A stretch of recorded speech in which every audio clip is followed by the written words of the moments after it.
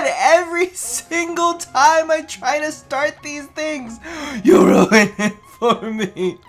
What's up, you guys? Welcome to another installment of the Daily Grind. I almost forgot what we were doing for a second, but you know what? That's maybe because I'm playing Banshee today, and I've had the most traumatic experiences ever. Let me go ahead and show you the build. Ooh, I haven't gotten my colors and weapons coordinated. I'm not even planning on using this weapon today.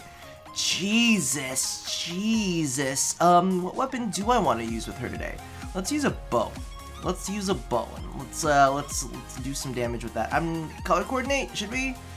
Yeah, there you go. That's not terrible. Usually when you hit those like color coordinate buttons, it just never like that. It just never feels like it pulls out the right colors for you. But whatevs. Today we are talking about Banshee. Now, I've been doing a lot of playing and a lot of thinking about what I wanted to say about her. And can I just tell you, let me tell you a thing. That's one build. That's my resonating Quake build. It's not right. I'm gonna tell you right now. This is one of those few builds. I don't play Banshee enough, and we'll get to that, to really have a expert build on her. These are just kind of things that I'd been playing around with. This is my standard build for resonance. But yeah, that's actually what it kind of boils down to, is I realized as I'm playing Banshee, I love Banshee. I just don't like playing as Banshee. And I want to know, specifically in the comments below, how many of you guys feel that way? Because honestly, I love it when Banshee's on my team. Like whenever I do team comps, I'm like, put a Banshee on there, like make sure we get that resonance in, get all of those weak spots, just stack all of those multipliers, yada yada yada. I'm so fucking psyched when we have a Banshee on the team. But in turn, I'm not necessarily super psyched to play that Banshee.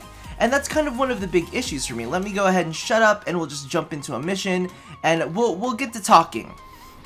So I think my biggest issue with Banshee is mainly the fact that she trades a lot for what she can do. She can do a good chunk of shit, and I hope that I'll get the opportunity to show you that to you guys today.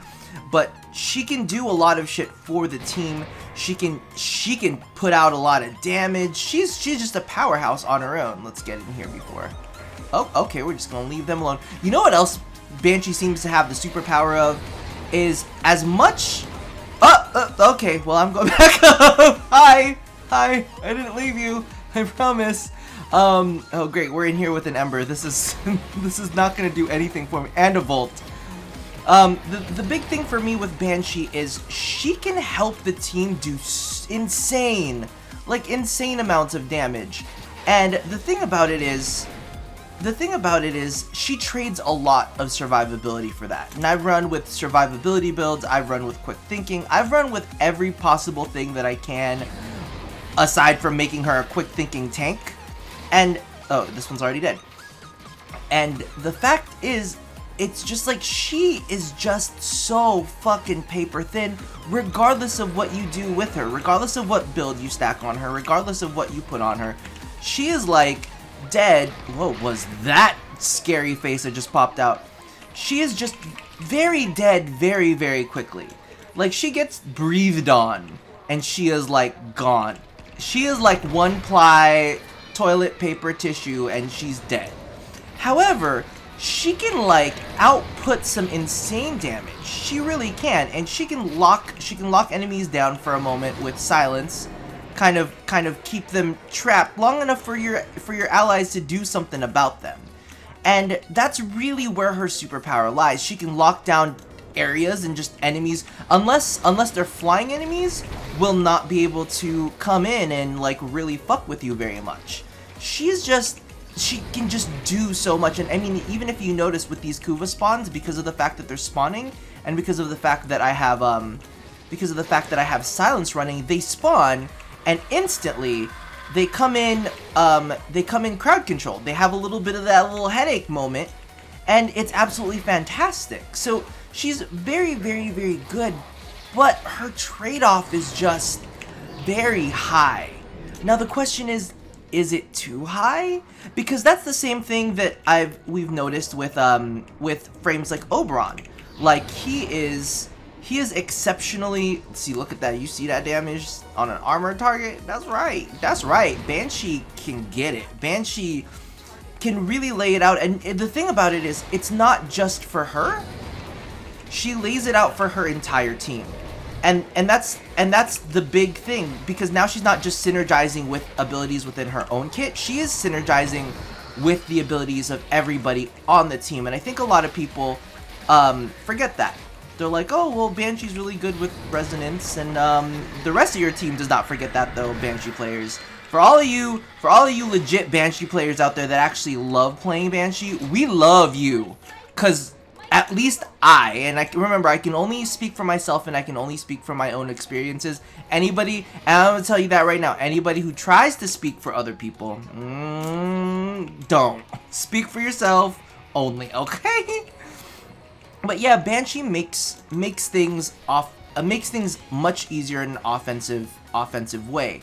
However, she trades a whole lot for it, and I'm almost wondering if it's maybe too much, or maybe they could find another way to make it so that she's not so extremely utterly squish.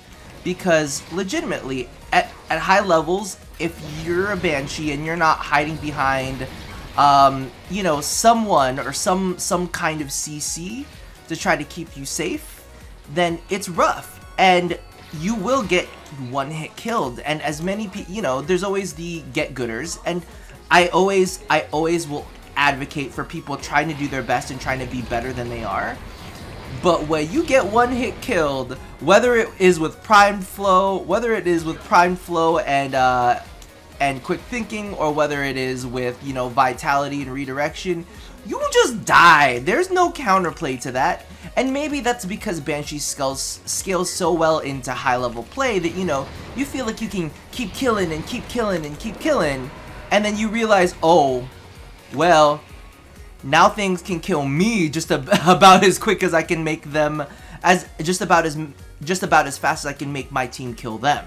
And that's kind of one of the things that really make you think. It's like, how high level are we supposed to go in Warframe? Should it just be endless? Should we just be able to take on level 1 millions? Because let's be real, there are a lot of people that are complaining, well, it takes forever to kill a level 200 enemy. Bitch, that's cause you're level 30. That's cause you're level 30. We don't keep leveling. We don't keep going up. We are level 30. We just have really good weapons, and we just happen to have really good Warframes. So it's like, where do we stop? But anyway, that's a whole different video. We're gonna focus on Banshee's trade-offs right now. So she can stack up 1,000,000 resonances and not just have her, but have her entire team do insane amounts of damage, which makes her very, very, very good at synergizing with weapons. Explosive weapons are absolutely fantastic. She's really great at locking down areas, like her, what was the earthquake one, the big, where it gets bigger. That one's that's a fantastic mod. And it's not just great at keeping enemies at bay, but it's also really good at dealing damage as long as you build for like a lot of energy and a lot of efficiency, because you can keep enemies pushed out and at the same time start stacking up, you know, really, really intense damage against them. So with all of that, my question is, do you feel like the trade-offs are a little bit much? Do you feel like maybe she gets one hit killed a little too quickly? Because that's definitely one of my big issues with her, is like I was saying earlier, I feel like I always have to hide behind somebody else's CC, or I'm gonna have to hide like really like, ooh, like find some cover like this shit. Just get behind this cover and just say, okay, we're gonna wait for some. Thank you, Rhino. Okay, thank you. I'm gonna be maybe back here, and I'm just gonna chill out for a minute. You go over there and you do what you need to do. Wait. There you go. There you go. It's very much like, I'm gonna hide behind this thing over here. I'm gonna set up some sonars, so you have fun over there, while I kind of stay over here where I won't get my head cut off. And this is how I often find myself playing Banshee. And the funny thing is, though, The one thing that I do have to say is I don't know if everybody gets this, but usually in third-person games, in a lot of games, you're usually hugging corners. You're usually like trying to pop behind cover. We don't do that here in Warframe. Oh, thank God, that fucking cat. I fucking love you, cat. We don't do that here in Warframe. We don't. It's just not something that we do. We like rush in, and there's a lot of people. I'm not saying that everybody, because this is definitely not everybody. I know that a lot of people have enough common sense. They're like, well, I'm standing here and they're shooting at me and I'm dying. What's the deal with that? I shouldn't die that quickly. And like I said in my playing Banshee solo video, this is kind of like one of those things where it's kind of like you have to remember that there are rules within games. Kill them faster than they can kill me. That's how glass cannons work. Stay, no, get out. Ooh, no, no. Okay. Woo, no, go down. Ugh. Everything always gets a little more intense when you play Banshee, and that's, I mean, like when you play frames like Nidus and you have like a 90% damage reduction. Oh my God, just die, just fucking die. Everything just die. Just die. Just die. And see, here's the thing. That's what it boils down to. Is it's almost difficult for me to like have commentary, mainly because of the fact that she does require a lot of focus and a lot of, you know, a lot of focus to play. We need to figure out where this motherfucking Kuva is. That's what we need to do right now. We need to focus on getting that Kuva. But again, it takes a lot of focus to play her, mainly because she gonna die. That's like the story of her life. It's like find somewhere to hide and kill things, which does not necessarily sound insane, because that's how you play a lot of other games. However, in Warframe is that okay? I would have died. I would have died. Okay, literally with Banshee, there's a lot of times where I see those things and you're like, you can't even step on them. If you're in a Kuva flood and you see that happening, you're pretty much dead. You're pretty much dead. I don't know why I did that, but sure. There's like no enemies near me whatsoever. And we think of these trade-offs. We think of these trade-offs that we have is in frames kind of like Oberon, like what we were discussing yesterday. And that's what really got me to thinking about playing Banshee today. Is mainly because he trades a lot of power, or at least what I'm assuming is he trades a lot of power out for his flexibility. And my question is, how, you know, what's the trade-off to efficiency ratio? You know what I mean? I mean, I'm not gonna hate on Banshee because Banshee's fucking insanely good. But the only thing is, her trade-off is that she dies. You just have to get used to that. You just have to get used to that fact that Banshee's just gonna die.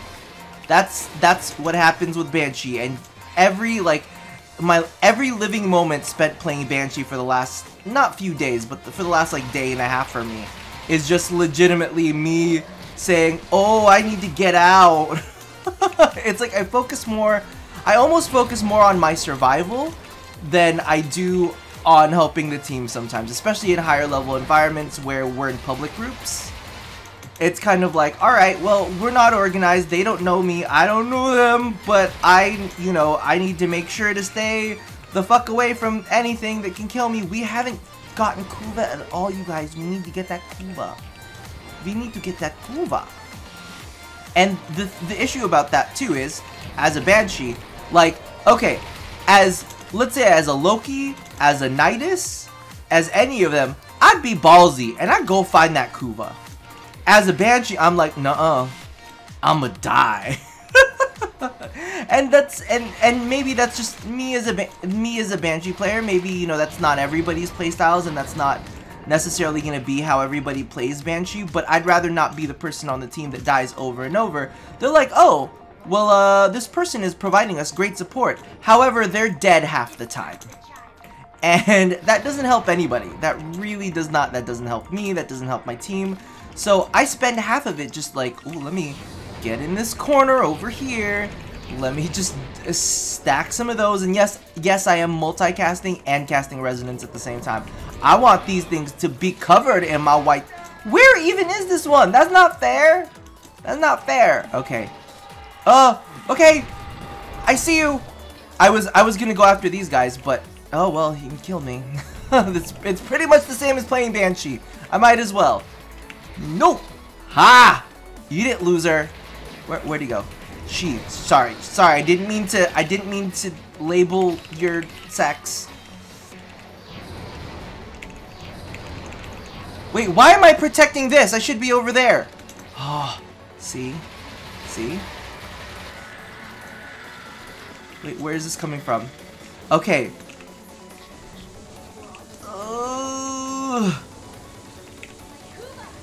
Okay. Now let's lock down this area. Aside from these guys, the only way that they can hit you is if they leap on you, but sometimes it's kind of like I'm thinking in my head, you know what? I'm just gonna lock down this area so that my team has a little bit of a moment to breathe. I should. Ooh, his little bubble's going down. Oh, he's dead now too. So now maybe this is how we can finally have a conversation. So this is the other thing that Banshee can do extremely well. If you just want to lock down an area and let your team kind of clear it out with Kuva, you can do that too, and I think that that's really unique and different. Aside from Vauban, you don't really get that kind of control, and because of the fact that she's kind of at the center of it, as long as you've got enough range, and as long as there are no flying assholes. Oh, where is it? Oh, it's right there. I could have gotten it. It was right. That was my bad. That was really my bad. But yeah, so she's really good at that. She can strip armor too, which I should really probably make a loadout for. So she's got a bunch of different uses on a team, and you know, that's I think where she shines the best. And she almost feels like, for me, did I get it? Yeah, we did get it. Is she almost feels like she definitely needs a team to be as good as she is, especially in higher levels, which isn't the same, you know, for like frames like Avara, frames like Loki, Ashe, Nidus. There's a lot of frames that can be done very well in solo. However, for Banshee, I definitely feel like it takes a lot more finesse. It takes a lot more finesse to play her well, as opposed to some of the other frames, which are literally, you know, which are a bit more forgiving. I was gonna say are cheesy, but let's be real, this is Warframe. Like, Warframe isn't fun without a little bit of cheese. Well, that's a good amount of endo. So that's kind of like my feelings on Banshee, really, is just kind of like, I feel like the trade-off is a little bit harsh as compared to some of the other ones. Like, she really does feel paper thin, and I'm kind of crossing my fingers that maybe they fix a little bit of that in her Prime version, which I'm hoping and praying will be next. Oh, I didn't mean to show profile. Doesn't matter. But yeah, that's I guess that's my fingers crossed for Banshee, is that maybe some of these things get addressed in her primed variant. Let me know what you guys think about trade-offs, because we definitely see that in frames like Oberon, we see that in Banshee, even in Loki to a little bit of a degree. He has a lot of scaling, but legitimately he is very paper tanky as well, a little bit tankier than Banshee. But maybe that's because we've been using the Prime version a little bit longer, and he's got some crowd control capabilities that I think are a little bit better than hers. I don't know what you guys think. I definitely love having her as a part of my team. But as for playing her myself, I definitely get squished a lot. Like, that was actually better footage than I've had. Like, literally the 2 missions before this, I was just getting my face stepped on, and it was kind of embarrassing. And somebody was even like, "Hi, Rob," and I was like, "Oh man, this is after I got rezzed like twice." I'm like, how embarrassing, but it's okay. You'll understand. I talked to you about it in the video. Yeah. So just let me know what you think. Every single why the beginning and at the end, you ruin things. Regardless, let me know what you guys think about Warframe trade-offs. How many other Warframes do you feel like have these kind of really steep trade-offs?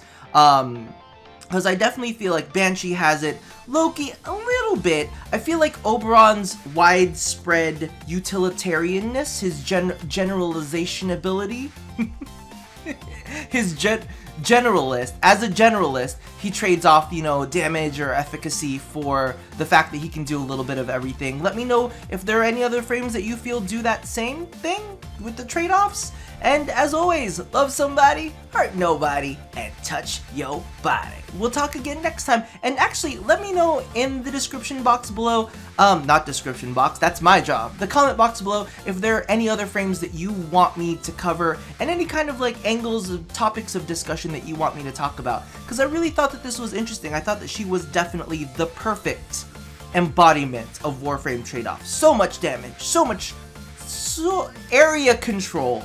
And we're not gonna say so much control, we're gonna say area control. Lots of utility, but like tissue. You guys take care. Bye-bye!